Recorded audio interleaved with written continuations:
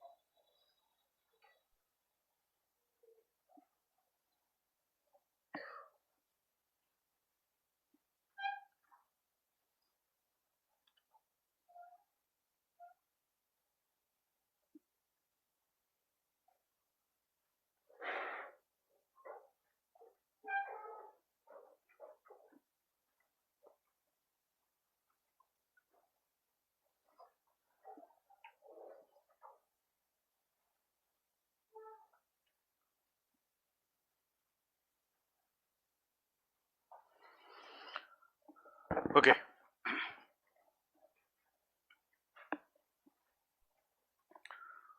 So we'll finish the topic. We started India's strategic autonomy.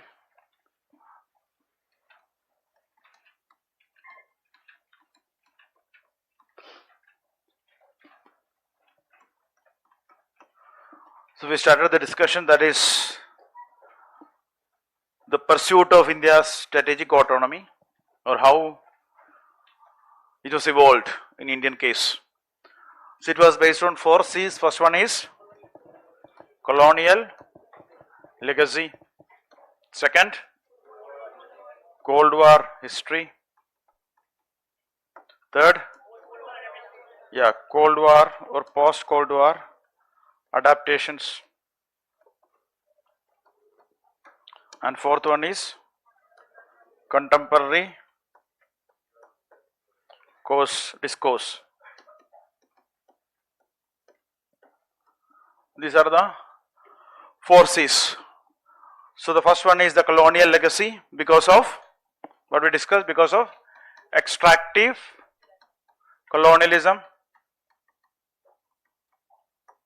Because of extractive colonialism, what is the book we referred? Wronged by Empire.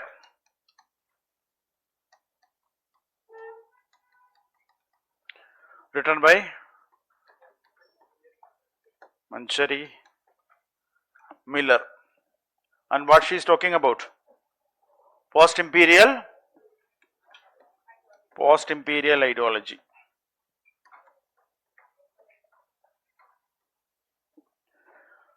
Post-imperial ideologies which drives the foreign policy of the countries which faced extractive colonialism.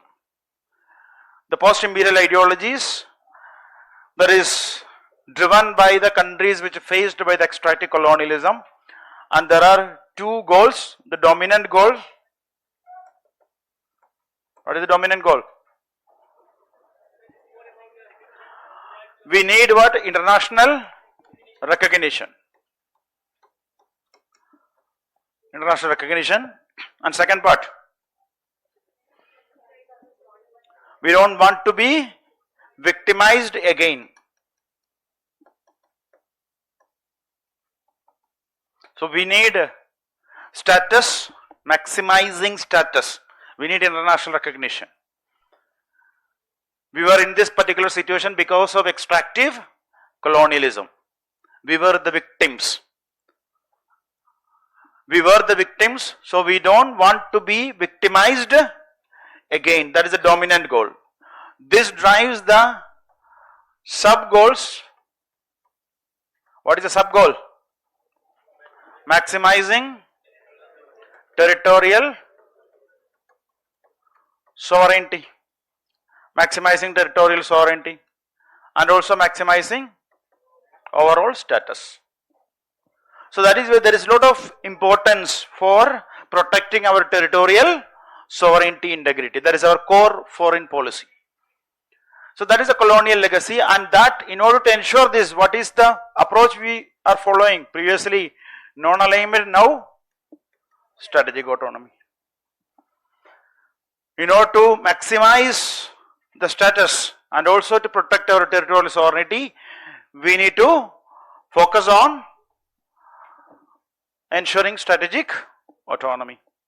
Second C is Cold War history. What is the Cold War history? 2 block politics. The world was divided into 2 blocks. Which were the 2 blocks? Capitalist bloc led by USA and communist bloc led by USSR. So the world was bipolar in nature. So we don't want that, or we try to stand neutral, because we don't want to get entangled with this power politics. Because if you are getting entangled with the power politics, then it will affect our intention to protect our interest, our core foreign policy interest. So the Cold War history also driven by these things, and according to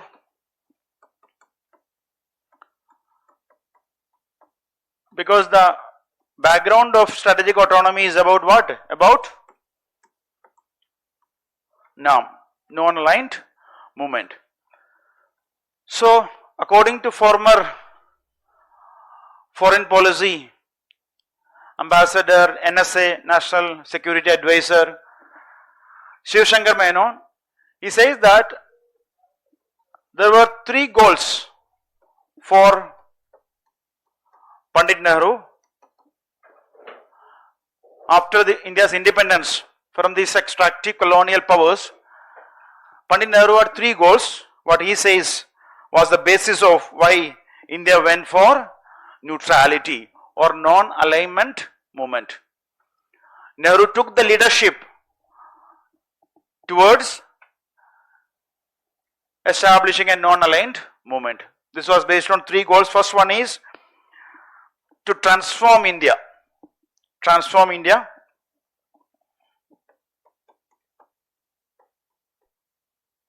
That is the first one. Transform India. Second one is threat of nuclear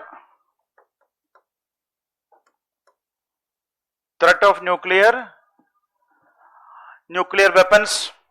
What was the threat of nuclear weapons? The capacity to eliminate the human civilization.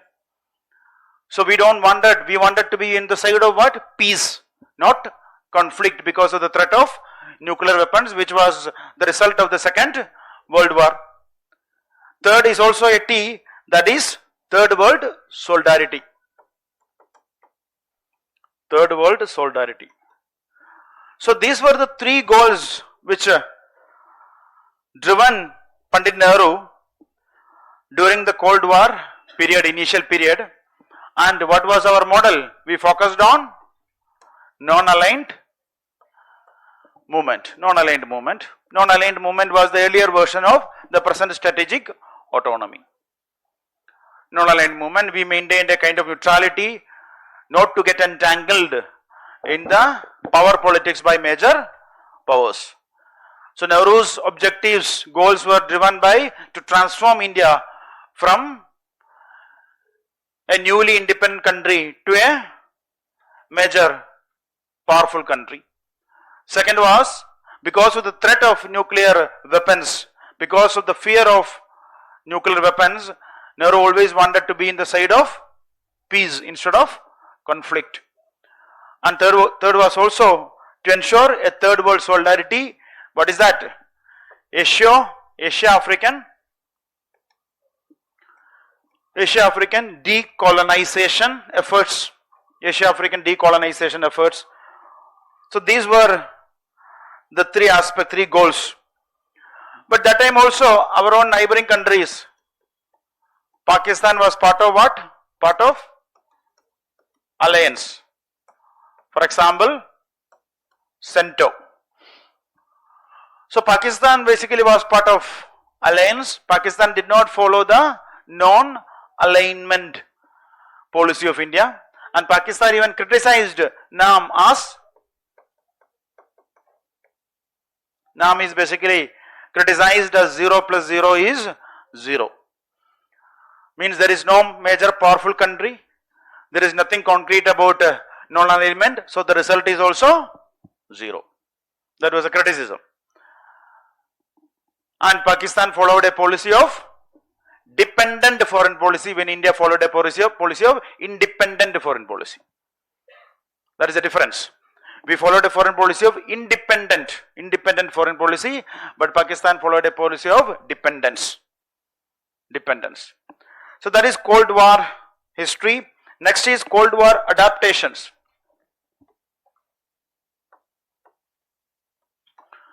After the Cold War, post-Cold War adaptations. Post-Cold War adaptations. So the world became unipolar. Initial years it was more about what? Unipolarity. The world was shifted to from a bipolar world to unipolar world with the disintegration of USSR. India's interest also changed because India's Interest changed because of our new economic policies. We opened our economy. Since we opened our economy, we wanted to have more partnerships, more market, more partnerships. So our policy also started shifting towards a policy of gradually, which was later called as multi-alignment, aligning with all major powers.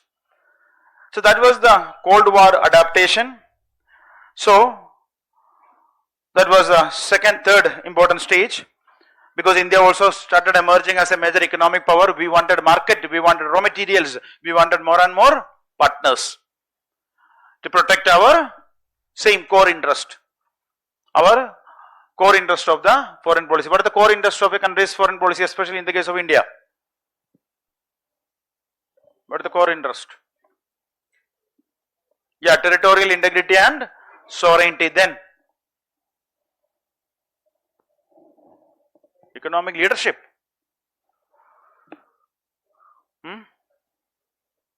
Energy security. What is the core and periphery, core part of the foreign policy of India?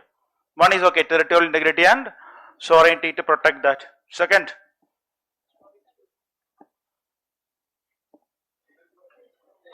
leadership. Leadership is a core part of the foreign policy. Promotion of national interest, in general you can say that, okay. Soft power. To protect the interest of the people, to protect people's interest, to protect the people's interest.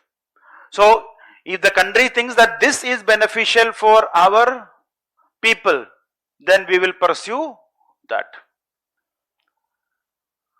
So with the emergence of India as a major economic power, what we needed was multi-alignment. That was the Cold War adaptation. We adapted our foreign policy towards more and more multi-alignment from a non-alignment during the Cold War period. Third is the present contemporary period. Contemporary discourse. What is the contemporary discourse, contemporary course of India's strategic autonomy? So Shiv Shankar Menon says that old global order no longer works and does not reflect. Old order no longer works, does not reflect the reality, no longer works. But the new one is not yet fully formed. New one is not yet fully formed. So we are in a kind of flux. That is the nature of the contemporary period. Old order no longer works, where the domination was with one country or few countries like Western liberal world. That order is no longer works. That is not the present global order. You cannot say even UNSC is reflective of the present global order. UK, you cannot say that a major power. It's no more a major power. So the old order no longer works. New one is basically what? Yet to come. We are in a flux. It's emerging. So he further says, in such confused times like this,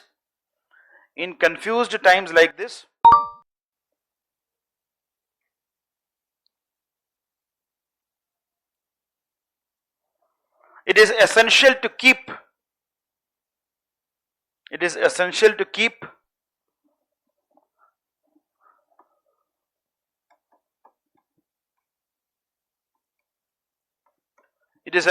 keep one's enemy close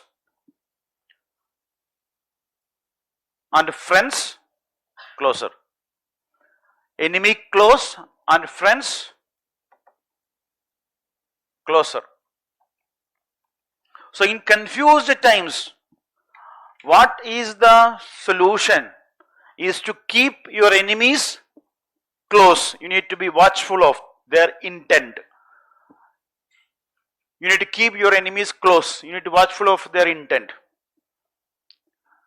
During mains time you will do that. You will keep your enemies close. You need to see what they are doing. And friends, closer. Your peer group. You will work together. You will make introduction together. You will make conclusion together. So that is what he also says. For this, what is the best approach? To maintain our independence in decision making. Independence in decision making. Strategic autonomy in decision making. Because the world is now in a flux. There is a new emerging global order. We cannot predict how it will turn out. So, what is the solution now? Keep your enemies close and friends closer. Focus on self-reliance, economic independence. Focus on self-reliance. And present day strategic autonomy is also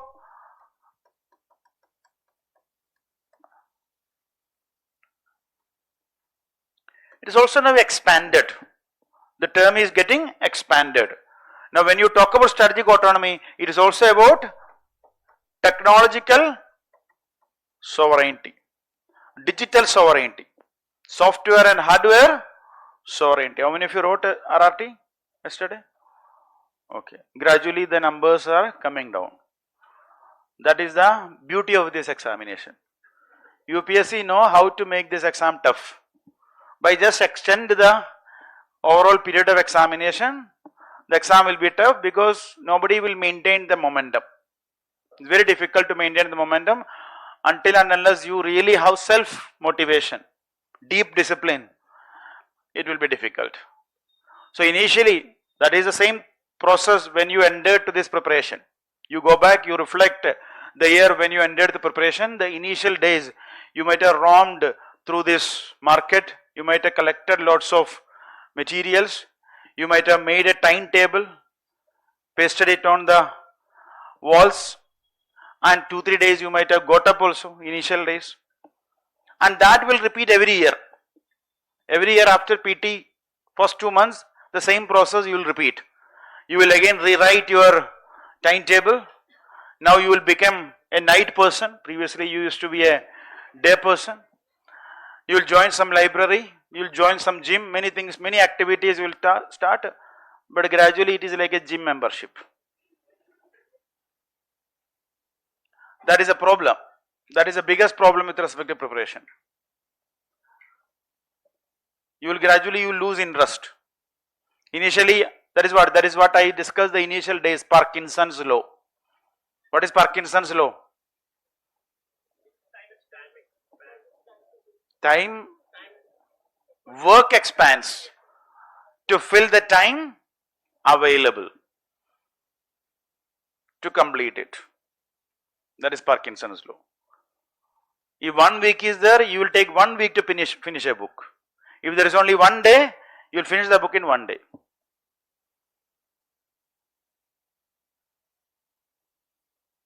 Come back to preparation mode. You need to be this, now next month is like, now there is a festival time. Yes, from the October is completely, there will be a lot of different festivals. I think it start from next week onwards, it is starting. Very good. So there will be a lot of scope. And gradually what happen, by the time you come back, it will be November. And November, then hardly there is 2 months to finish off your mains preparation, because gradually from January onwards you will have to shift to your PT mode. Then you will come back only after PT. By the time you forgot what is the data, you don't know how to draw the map of India, you don't remember any quote, you will check Google, who is this Shiv Shankar Menon.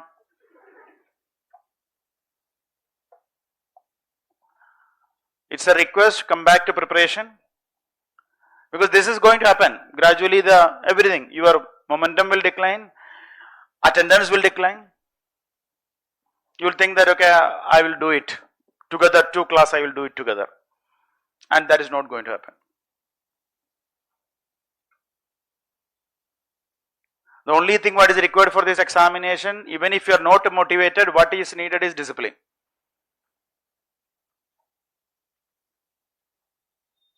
You need to be disciplined. The best way to work on your health aspect is that to get some kind of a trainer. Why it is beneficial? Because it is not because of your motivation, because this person will come and call you. Ajao, I am in front of your house. It is 6 a.m. So just because of him or her, you will stand and you will go. Because you don't want to say no to a person. How many times you will say no? Okay, aaj to nahi. Aaj to mera kal ka exercise. Because of that, I am not well today. You cannot do that. That is what I said initially. You need to have some kind of a proper disciplined approach. You know that okay, these are the 3 days I am having some class or some sessions or some test series. Whatever happens, I'll go there. Now don't give me the burden, sir, please call me every day. By 11 o'clock, please call me. If you are calling, I will come. But at least you are having okay schedule to follow, you follow that schedule properly. Just be disciplined, even if you are not motivated. Okay, so that is what the contemporary course. So world is shifting, we need to focus on self-reliance, and not only that, it's also strategic autonomy as a concept is also getting expanded. If you do not enjoy technological sovereignty, then also you cannot say that you are having strategic autonomy. If you are dependent on another country for technology, for defense, for economy, then you are not strategically autonomous. So that is the present things. Here one more quote is there by C. Rajamohan.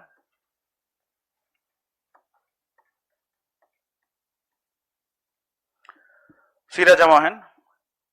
He says that India has to shift. India has to shift from a defensive strategic autonomy,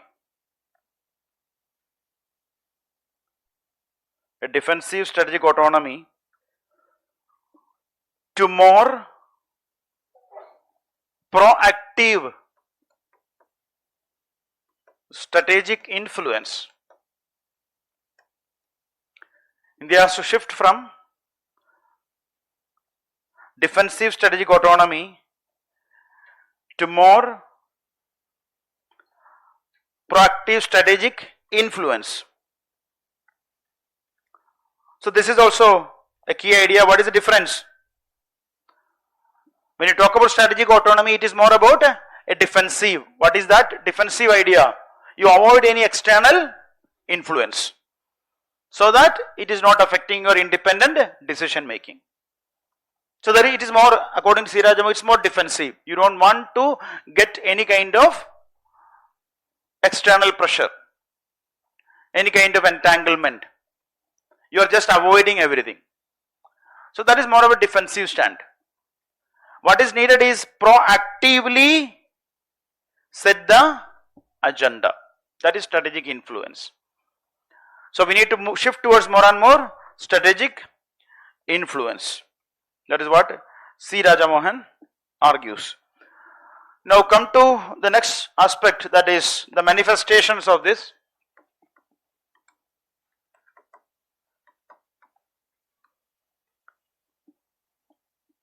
So I always used to say, the magic you are looking for is in the work you are avoiding. So don't deviate, don't derail. It is very easy and it is very difficult to come back. So even if you are not getting time, RRT is like, how many articles are there? 5 articles are there and 1 hour exam is there. You can at least go through that articles, you will get some points. You can try writing it with the same article, you will get some 10 points ready made. Okay, so manifestations, what are the manifestations? First one is our focus is on strategic partnership, not strategic alliances. Our focus is on what? Strategic partnership. So India prefers strategic partnership over traditional bandwagoning or alliances.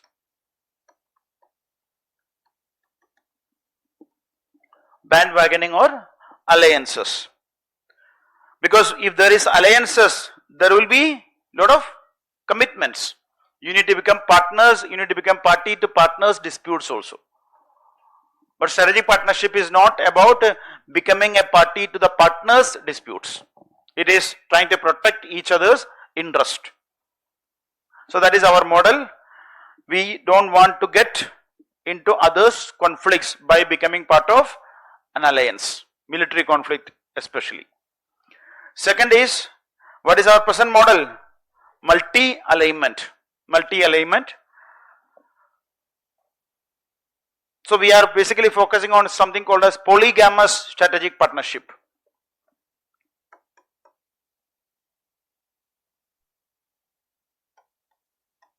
Polygamous strategic partnership. So India engage with diverse groupings, whether it is Quad, I2U2, IMEC, which is more tilted towards the cooperation with the Western countries. So diverse partnership, that is polygamous strategic partnership.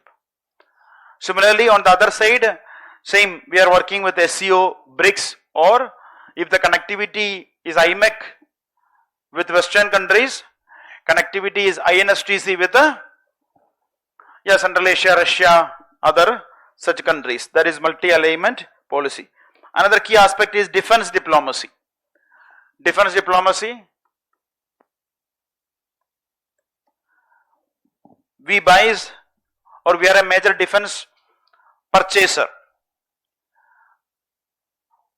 but we buys from diverse sources, diverse countries, including USA, France, Israel, Russia. These are the major buyers. So diversification with respect to defense diplomacy is also an important aspect, including we are also working on various aspects like joint development or technology transfer, joint development and all those areas. Another key aspect is that our energy diplomacy, that is also we are focusing on diversification or to protect our national interest. So a typical example of our energy diplomacy is that we are not pressurized to buy from a particular source. We are trying to protect our interest from wherever we are getting cheaper, we are trying to buy that. That shows our strategic autonomy. So we are buying from the traditional OPEC members. We are also buying from other sources including Russia. Now Russia is a major supplier just because of the cheap Russian energy. But we are also buying from US. So that is diversification. Then another thing is independent nuclear policy. India always maintained an independent nuclear policy. We did not become party to non-proliferation treaty. So this shows that, or we want to keep the right to manage our strategic affairs. We want to keep our right to manage the strategic affairs based on the periphery, based on our interest. So we did not become part of NPT. So that was one of the best decisions when the then government took up a decision not to become part of NPT. It was one of the best decisions because it gives a lot of strategic autonomy. So our policy towards nuclear weapons is what? A complete, we want to focus on peace, but what is our policy towards nuclear weapons? A complete elimination. We are not supporting few countries. NPT allows, what is the problem with NPT? NPT allows vertical proliferation or horizontal proliferation. PT allows vertical proliferation. How?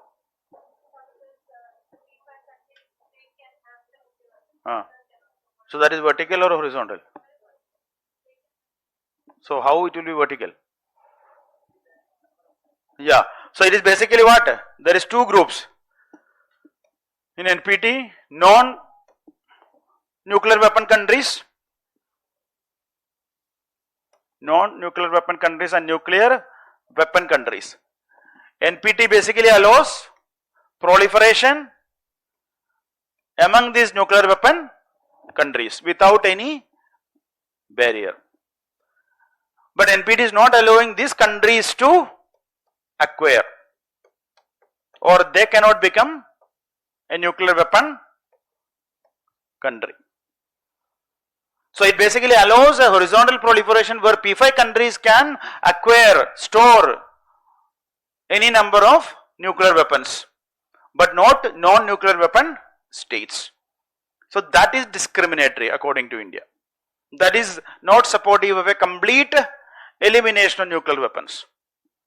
So since it is discriminatory, India did not become part of NPT. Similarly, India is not part of CTBT, Comprehensive Test Ban Treaty. Why India is not part of CTBT? Now, why India is not part of CTBT? What is the reason?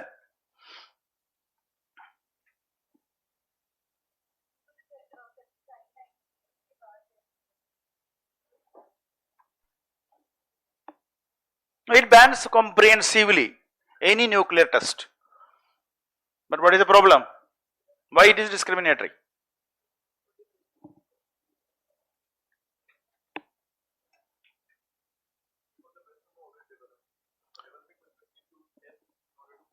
Very good. So the problem is that it basically bans comprehensively, not test on earth, water, air, wherever, no test, comprehensively banning. But it is not banning simulations. Developed countries are having the technology so that they don't need test now, they can simulate it. Virtually they can find out what will be the impact of a particular nuclear bomb. But for the developing countries or other countries, if they want to develop something, they need to test it. We went for Pokhran test. That is, we are testing what will be the impact of particular nuclear bomb.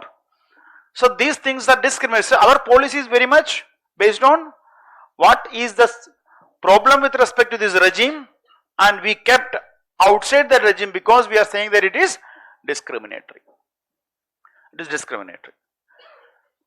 So these are all manifestations of India's independent defense policy, energy policy, nuclear policy, or overall foreign policy. The different examples related to that, whether it is with respect to India, Russia, India, Israel. What is our foreign policy towards Israel? But is there any strategic autonomy? Is there any independent decision making?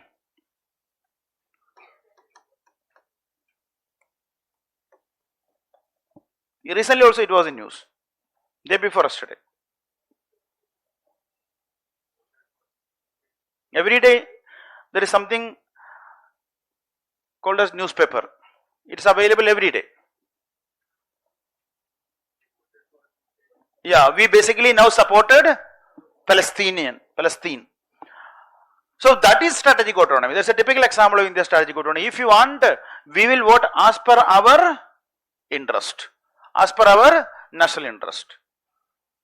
But what is the policy we followed? De-hyphenation. That is a typical example of strategic manifestation of strategic autonomy. We will deal with Israel and Palestine completely separately based on our interest. That is de-hyphenation. So these are typical examples. The way India is dealing with various countries. India's relation with Israel, Iran, Saudi Arabia shows our strategic autonomy. Examples I am just giving you. What is India's policy towards Israel, Iran and Saudi Arabia? Please contribute. You are sitting either, if you don't know means, then also it is not a good sign. I am not asking anything most current related aspects, which is basically the mandate of the class. What is India's policy towards Israel, Iran and Saudi Arabia? There is a term for that. Trilateral diplomacy or trilateral foreign policy. So we maintain good ties with Israel, we maintain good ties with Iran and we maintain good ties with Saudi Arabia, and these countries are antagonistic to each other. That shows the strategic autonomy. That is a manifestation of India's strategic autonomy. Or the way we are diversifying from Russian defense architecture, defense hardware, shows India's strategic autonomy. So at least manifestation wise you need to remember 2-3 examples. This shows India's strategic autonomy. Next is, come to India and major powers. Again, this is also manifestation. So basically we are just summing up the idea. So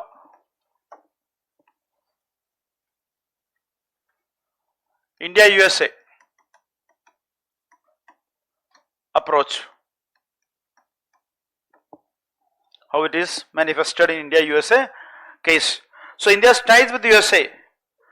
So when you talk about India's ties with USA, our relationship with the USA deepened in the last 2 decades, especially what is the turning point in the relationship? Civil nuclear deal. So our relationship with USA deepened in the last 2 decades. A major turning point in the relationship was the signing of civil nuclear deal with USA, and India is the only country which got a unique waiver from NSG, Nuclear Suppliers Group, thereby allowing India to sign agreements with other countries for civil nuclear deal. So this was a key aspect of India's ties with USA, and there is also a deepening of what is basically the idea of strategic partnership. When you say India signed a strategic partnership, or when India is having a strategic partnership over alliances, what is the meaning of strategic partnership as a term? Strategic partnership is issue-based partnership. It's of national interest and defense.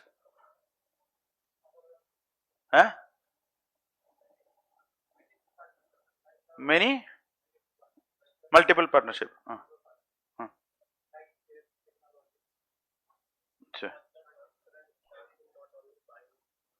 So India has signed a partnership, I think, with Rwanda also.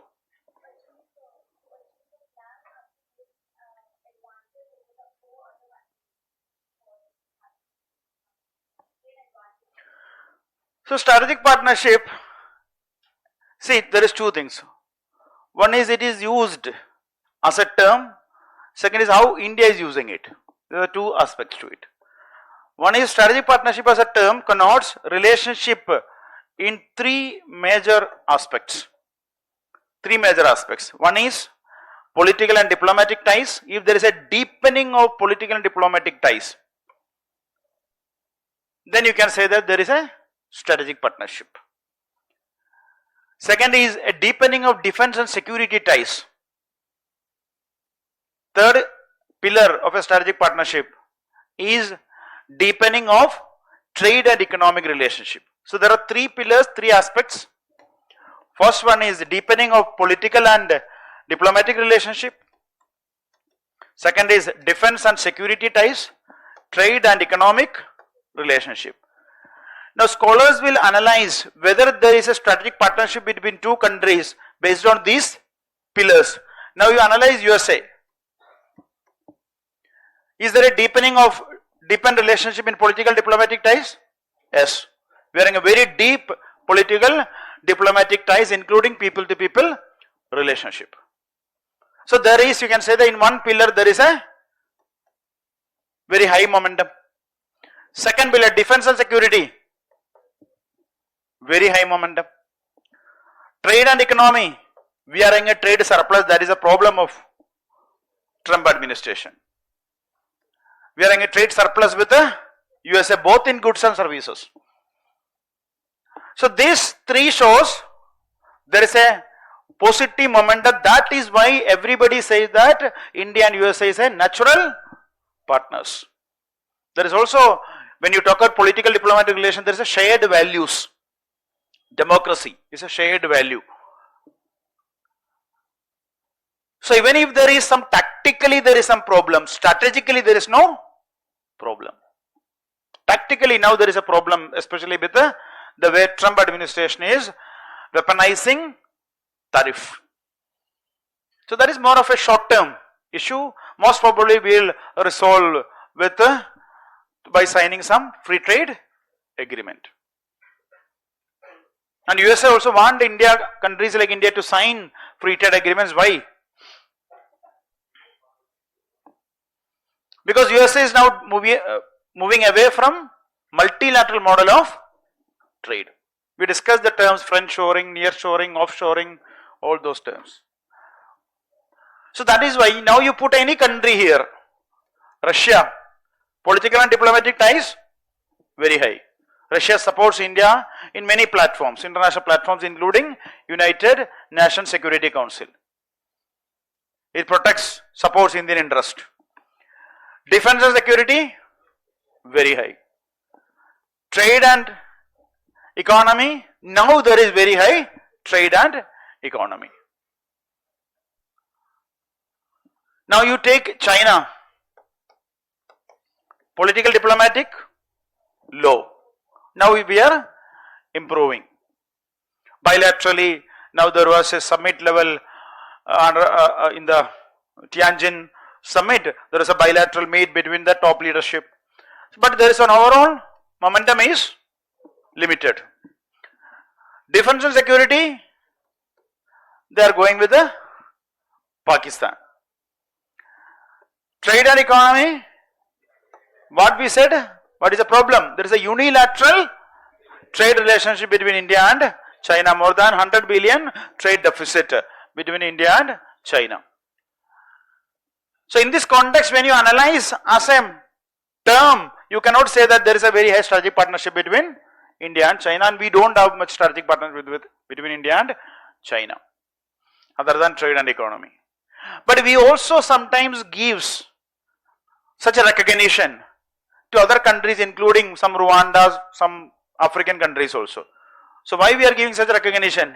We are also using that term to improve the ties between countries. So that is why sometimes you can say that with Russia we are using special strategic partnership, like that. We will put one more term. It is not just strategic partnership, it is special. That is giving some kind of higher recognition, diplomatic recognition. That shows the urge to deepen the relationship. So that is the India-USA, these are the aspects. So we are having defense technological relationship, we are having shared values, we are also having shared concerns. What is the shared concern? China. Previously, Hollywood movies used to have villains from Russia. Now all the villains are from, gradually they are shifting to China. Because that is a big soft power of USA. Hollywood movies, series. That is a soft power. What is my name? You don't know. Okay. You don't know the series also, right? What you are doing actually in your free time, you don't know series. You don't have any idea. Aratis. Please take note of this person. Okay. So that is, so what is our approach towards, because, and what are the concerns now? There are certain concerns, especially weaponization of tariff by Trump administration. There is also a pressure on India to, in India's dealings with Russia. USA is trying to pressurize India. And USA is also not happy with India's so-called perceived neutrality in global conflicts like Ukraine. Global conflicts like Ukraine. So these are some concerns. Generally, you can say. So what is our approach? Our response or the second part is what? This is our approach or strategic autonomy in action. Strategic autonomy in action. So what is our, how we are dealing with the major powers, how we are showing the strategic autonomy. First one is, our response is very much measured, diplomatic. Measured and diplomatic, not assertive, not antagonistic. So that is one key aspect. We are continue to engage with the USA, but maintain independent positions on various matters or various issues. Maintain independent position on various issues. So this shows strategic autonomy in action based on our national interest, our core foreign policy interest. We are dealing with the USA. And remember, it is not anti-Americanism. That is what is strategic autonomy in action. The moment you are showing anti-Americanism, then you are falling into the group of another bloc. Another bloc. So that is not, there is no, it's not anti-Americanism, but a refusal to be subsumed by American priorities. That is strategic autonomy in action. It is not anti-Americanism, but a refusal to be subsumed by American priorities. So that is pragmatic foreign policy, realpolitik. Next is with respect to China. What is the nature of relationship? China is our largest trading partner, but there is also a lot of political diplomatic issues, especially border conflicts, border tensions, unsettled border. So strategic autonomy here means resisting both confrontation and capitulation. Strategic autonomy in action means resisting both confrontation and capitulation. Confrontation and capitulation. So we are trying to resist a confrontation with China, and we are successful in that. We are also trying to resist capitulation. We don't want to surrender to China. In South Asia, we don't want to surrender to China, or we won't surrender to China's dominance in South Asia. We'll resist both. That is strategic autonomy in action. That is the key aspect. How we are doing it through cautious engagement and firm deterrence. Cautious engagement and firm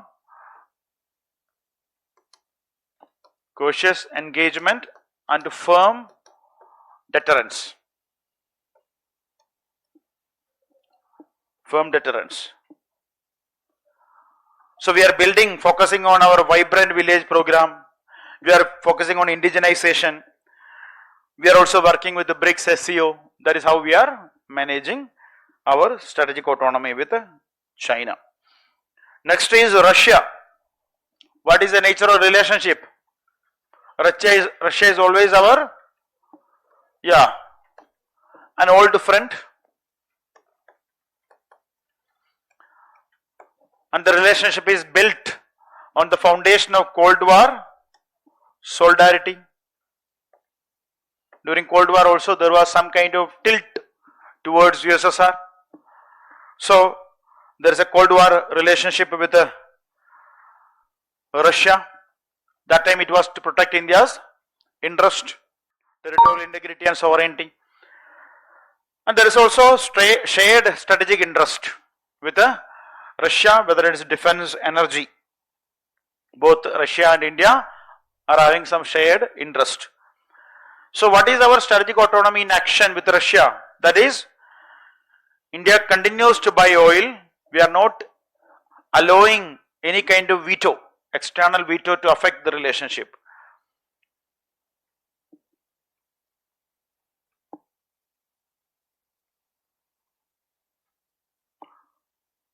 So that is the way we are ensuring our strategic autonomy with Russia. Another group, not as a power, major power, but another group is what? Global South. What is our relationship towards Global South? Aspirational leadership. India's interest is basically about what? To become the voice of Global South. Aspirational leadership. And we also want to continue the third world solidarity started during NAM. This was a previous UPSC question.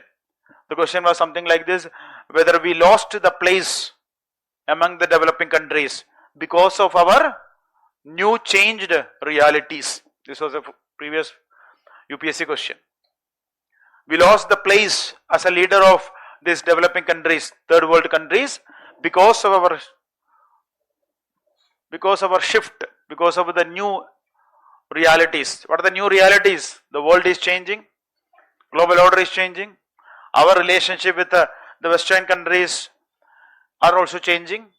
So, does that mean our focus is shifting away from Global South? No. What are the examples? India's participation during G20 summit. India pushed the entry of African Union. That clearly shows that India wants an aspirational leadership among Global South. Our participation in WTO to protect the interest of developing countries. Our participation in climate change negotiations to protect the interest of Global South. Our institution building efforts like ISA, International Solar Alliance, One Sun, One World, One Grid. So this is the approach, and we are also focusing on something called as reformed multilateralism. The present global order is not reflecting the reality. What we want is a reformed multilateralism. So this is our approach towards the Global South. So Shashi Tharoor says what Global South want is basically they are seeking to be non-West. They are seeking to be non-West without being anti-West. This is strategic autonomy. This is India's policy also. We are seeking to be non-West without being anti-West.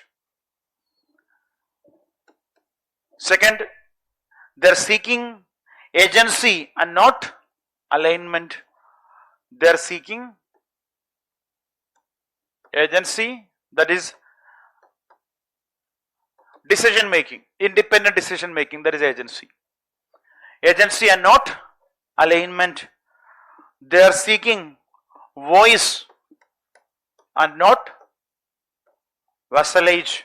Vassalage is subordination as a vassal country. So they are seeking voice and not vassalage. So this is basically what Global South want. This is what India is also pushing. This is what India, subordination to VASSALAGE. Subordination, submissive as a vassal country, as a vassal nation, like colonial system. So these are the three things India is also interested, or this is how we are also pushing our strategic autonomy. That is what Global South also want. Now these kind of things will be useful in the questions like the previous question, where India, do you think India is still able to maintain the leadership role? Yes, India is able to maintain the leadership role, because what India want, what Global South want is same. Everybody want to maintain their agency, decision making. That is what basically strategic autonomy. Now what are the challenges? So there are external challenges, there are internal challenges, and there are foreign policy related challenges. So first one is external challenges.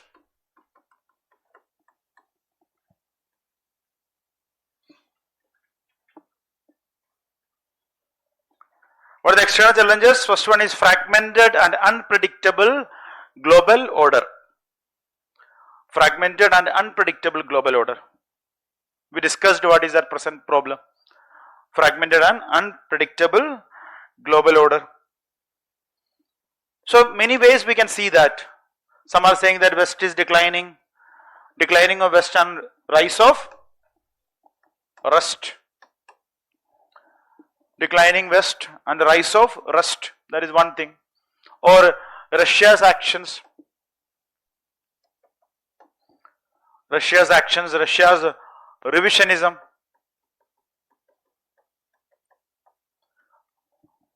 Russia's interest to revise the present global order, China's expansionism. Europe is also talking about what? Their strategic autonomy. China's expansionism, and Europe is looking for its strategic autonomy. So that is the first one, fragmented and unpredictable. Second one is the power asymmetry. Another problem for India to maintain our strategic autonomy is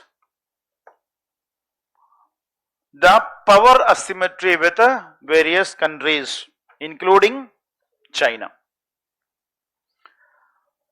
So how this will be a challenge for India? Fragmented global order, how it will be a challenge for India? Economically.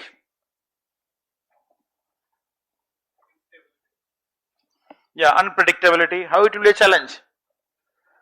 So it will be a challenge for India to balance it. It will be very much challenging for India to balance the relationship. That is what is visible now. Sometimes it is becoming a very much challenging for India to balance it. There will be a lot of pressure on India to vote on the side of sometimes democracy, sometimes for victim, sometimes against aggressor. Sometimes what should be our position related to our core interest, that is territorial sovereignty. If you are supporting a country like Russia, which is becoming a expansionist, assertive, focusing on its revisionism, revanchism, reclaim the lost territories. So that balancing act is very much critical. That is a challenge. And strategic autonomy is about what? That balancing. How you are able to maintain good relation with everyone, and it's difficult in a fragmented world order. Next is the power asymmetry, so especially with respect to China, so the complex in relationship.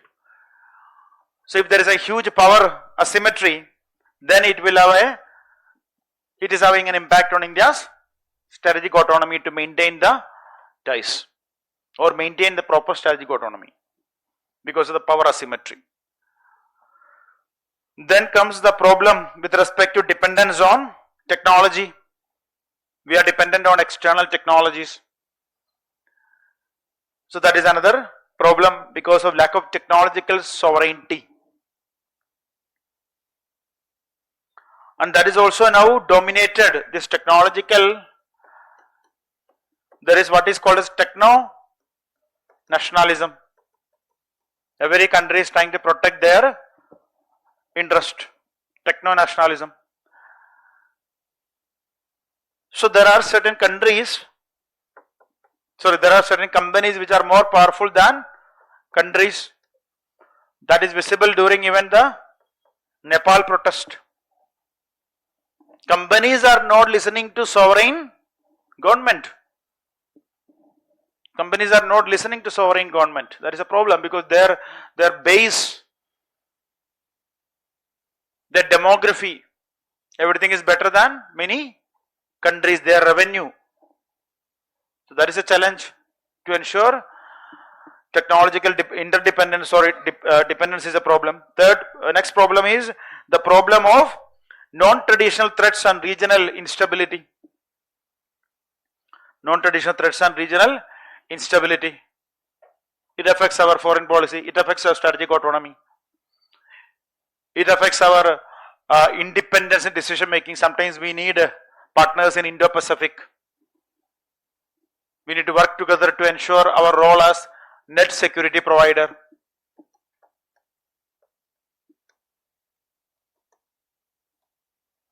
See, some terms by listening again and again, it will go deeper into your mind and it will start coming in your answers.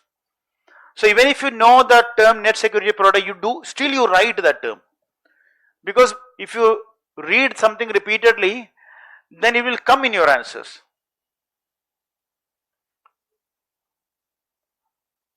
A typical example is, it may be difficult for you to reproduce the post-imperial ideology given by Manjeri Miller. Sometimes, I am not saying that everybody will be having that problems.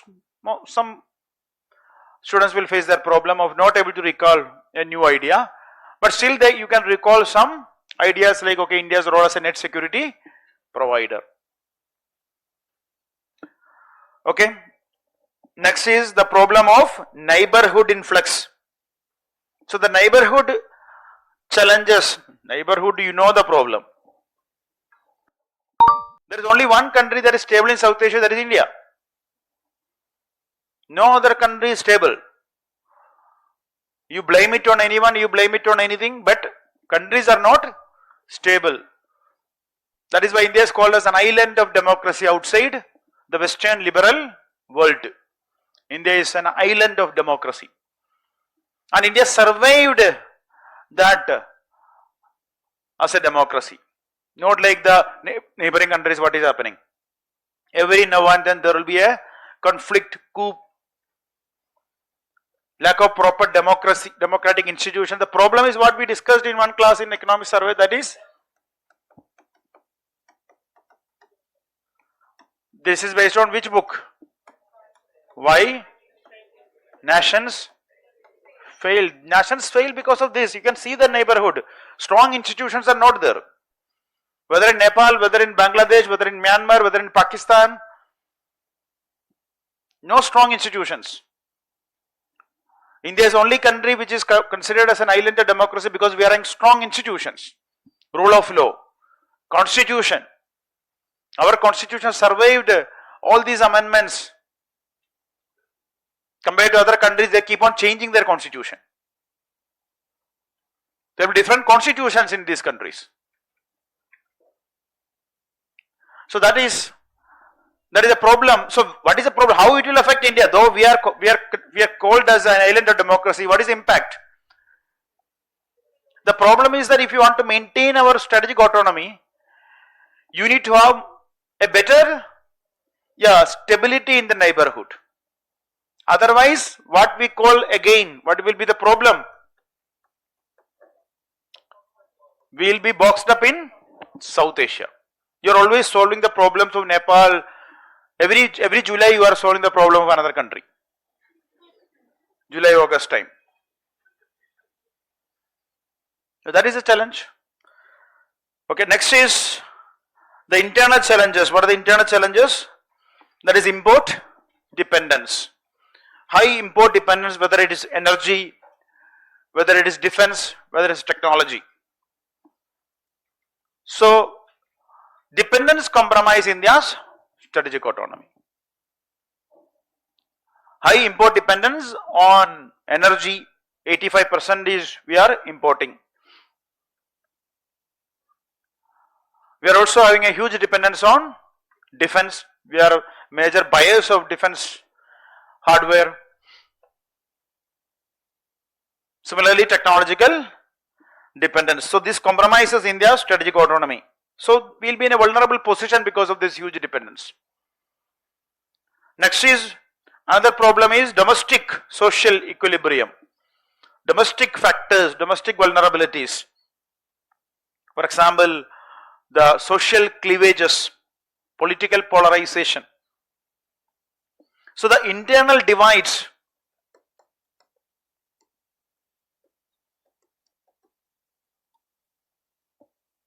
it is very strange that if there is a Nepal incident happens, news media, that day when the Nepal crisis started, news media in India was debating on whether this will happen in India. It is very strange. And the news media, 1 hour there was debates in some prominent English news channels on this particular topic, whether this particular issue will happen in India. And some are of the view that because of various problems it will happen in India too, but that is not even thinkable in Indian case. We are not in such a country situation with like Nepal, Bangladesh or Pakistan or Myanmar. We are not in such a situation. We are not that vulnerable. But what is important is that because of these multi-ethnic, multi-religious, multicultural identities, there will always be pockets of some conflict, which we discussed I think in one class, how it is different in India's case and other countries' case. So there is a possibility like that, but that doesn't mean that we will be vulnerable, but that is what the domestic factors, vulnerabilities or social equilibrium matters. Next is what? Next is the concern of foreign policy concerns. First one is what we discussed, that is memories of hurt, colonial legacy. Because of India's extractive colonial legacy, there is always a lot of memories of hurt. There is always a desire to be recognized. So we want to maintain a policy of strategic autonomy because of this, and because of this also our policies are very much reactive policies. So rather than setting global agenda, our policies becomes very, very reactive. So that is where C. Rajamohan said, what should be your model? Strategic influence, proactive agenda setter. Proactive agenda setter. Next one is, many scholars including Harsh V. Pant,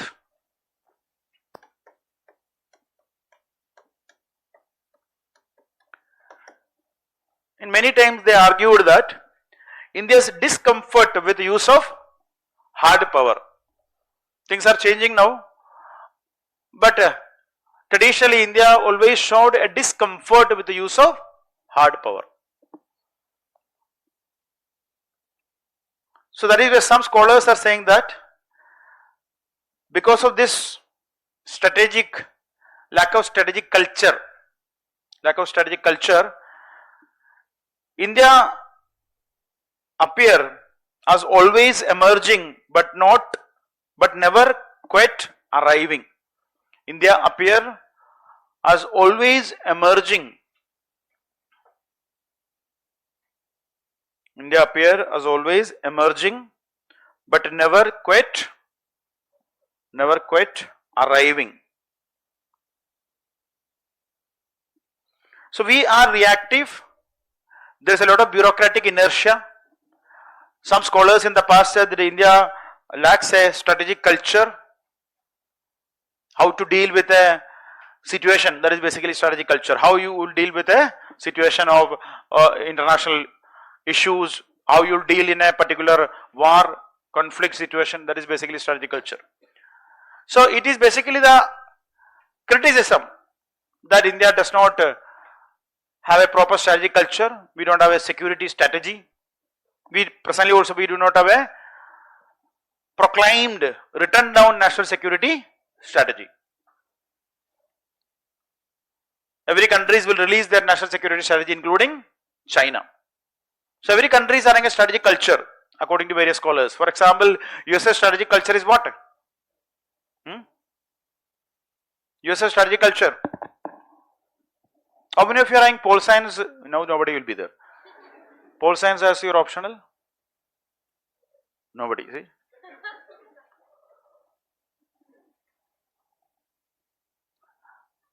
So what is the point we are discussing? Yeah, what is USA strategic culture? Interventionism. That is it. USA focus on what? Interventionism. It focus on defense, and through defense is it will intervene. This interventionism is a US model. What is Russia's strategic culture? Hard power, proper hard power, revanchism, revisionism, USSR model. What is China's strategic culture? Yeah? Debt trap, deception, art of war, ideas of Sun Tzu. It is basically about silent, remain silent. Focus on deception as a strategy. What is Japan's culture now? Passivism. So there is different like that. So they are of the argument that India does not have a strategic culture, but counter argument is also there. They are saying that India is having a historical strategic culture, including starting with the Kaudilya's Arthashastra. So our strategic autonomy is also part of our strategic culture. There is a counter argument. That is also our model.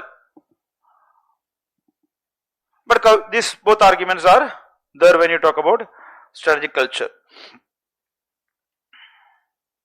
Next is, so these are the things. Now some quotes. That is a multipolar world. So global power is no longer concentrated in a single pole, single power in a multipolar world. With strategic autonomy, a multipolar world with strategic autonomy can best respond to economic and political volatilities. That is what Minister of External Affairs S. Jaishankar said. A multipolar world with strategic autonomy can best respond to economic and political volatilities. So that is what one argument. We will ensure strategic autonomy, we can take independent decisions because the world is now more multipolar. Next is, it is not necessary for India to join any axis. There is no need of choosing any side. It is not necessary for India to join any axis. India is entitled to make its own choices. India is entitled to make its own choices, which will be a balance of its values and interest. Which will be a balance of its values, democracy, and interest. Whatever our national interest, energy security, or people's interest, our economic growth needs. So we won't deviate either from the values, whether it's democracy, pluralism, sovereignty, or peace, but we also want to protect our national interest. So concluding remarks, India's vision and aspirations. India want to shape, not accept. We want to shape the global order, we want to shape, but not accept, not just become a passive recipient. India also want to seek agency, voice, and multilateralism.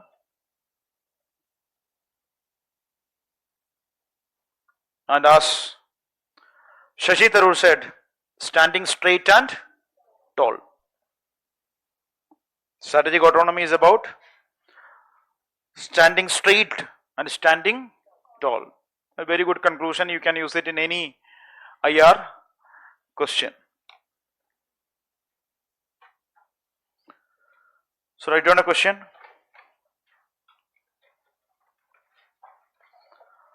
you understand by India's strategic autonomy? What do you understand by India's strategic autonomy?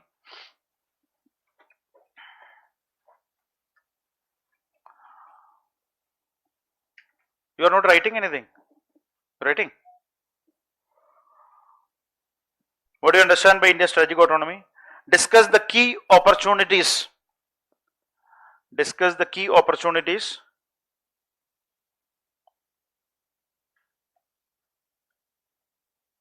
and risks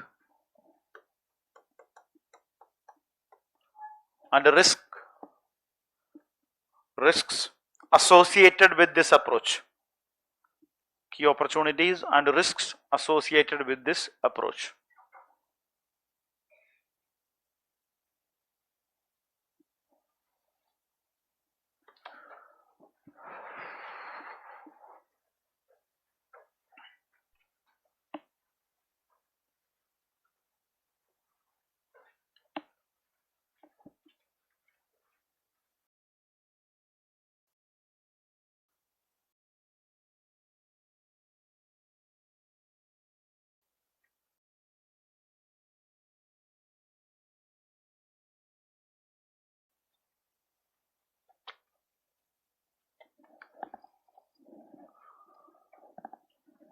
So, what is opportunities? Opportunities, this part. Aspects nahi, opportunities hi likho na. I'll discuss that. Bas, right on. This. ठीक है.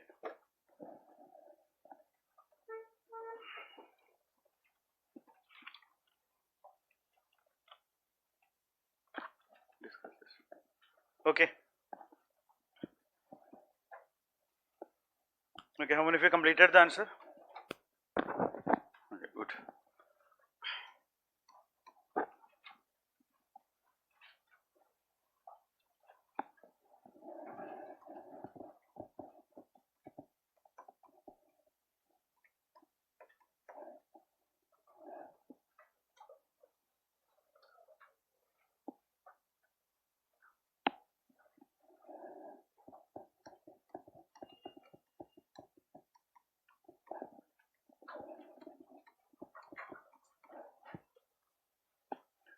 This is a very straightforward question. So, what is the answer framework? I will start. We'll start with what is strategic autonomy. That is one thing. Any other introduction? Yeah. What is the context? Yeah. Trade war related fragmentation of the world order. That is another way to start. If this is, then second will be strategic autonomy. So that is something you can use it a context and then define what is strategic autonomy. And the question is, what do you understand? So you need to move just beyond mere definition of strategic autonomy and give some discussion about your understanding. That means what are the key components, just a small idea of evolution you can put. Means it is basically asking your understanding rather than just what is strategic autonomy. What do you understand by India's strategic autonomy? Third is opportunities.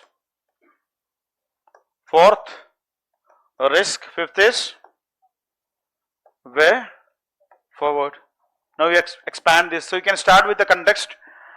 In the background of the increasing trade war or weaponization of tariff, the world is becoming more fragmented and there is a debate on the strategic autonomy of countries including India. That is basically a context. Why there is a lot of articles are coming. Gandhi Vajpayee's article is a very important scholar. Shashi Tharoor's, lot of articles, C. Raja Mohan's article on this topic. So various articles are on this topic. All these articles are in the background of the trade war and India's rapprochement with China, or India is able to balance between our interest and US pressure. That is strategic autonomy basically. Now you explain. So I prefer you to start with the context, because strategic autonomy as such is not a recent idea.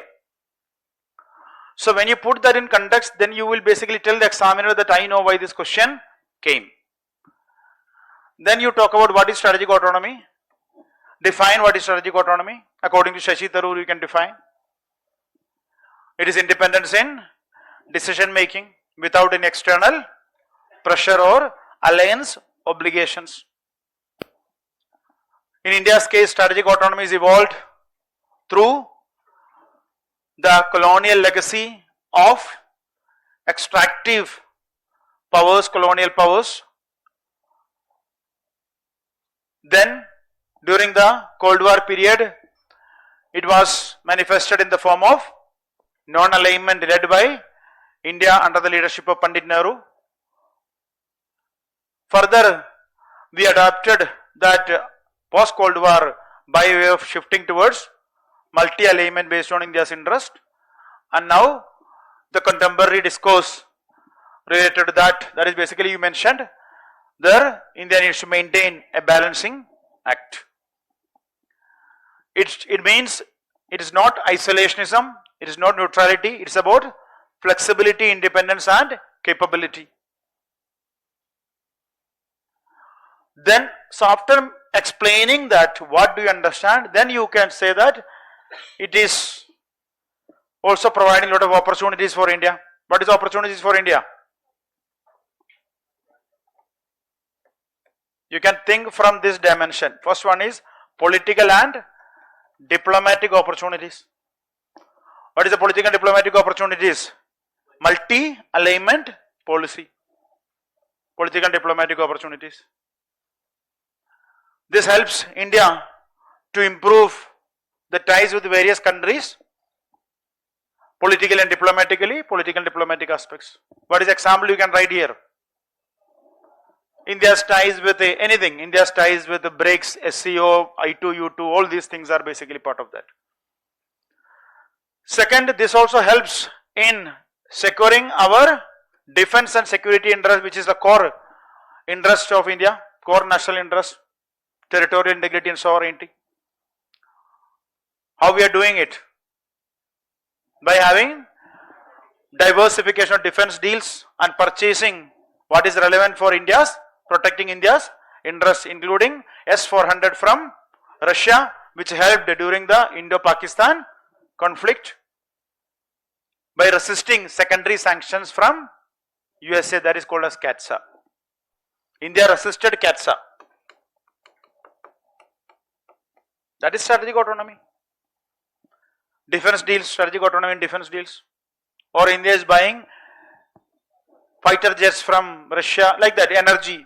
Energy will come in next part, that is trade and economy. How it is helping? We are getting cheaper oil, because 85% India is importing. It is important for India to get cheaper oil to protect our people's interest. As MES Jaishankar said, it is a core aspect of India's foreign policy. Which book? Why Bharat Matters. All this I explained.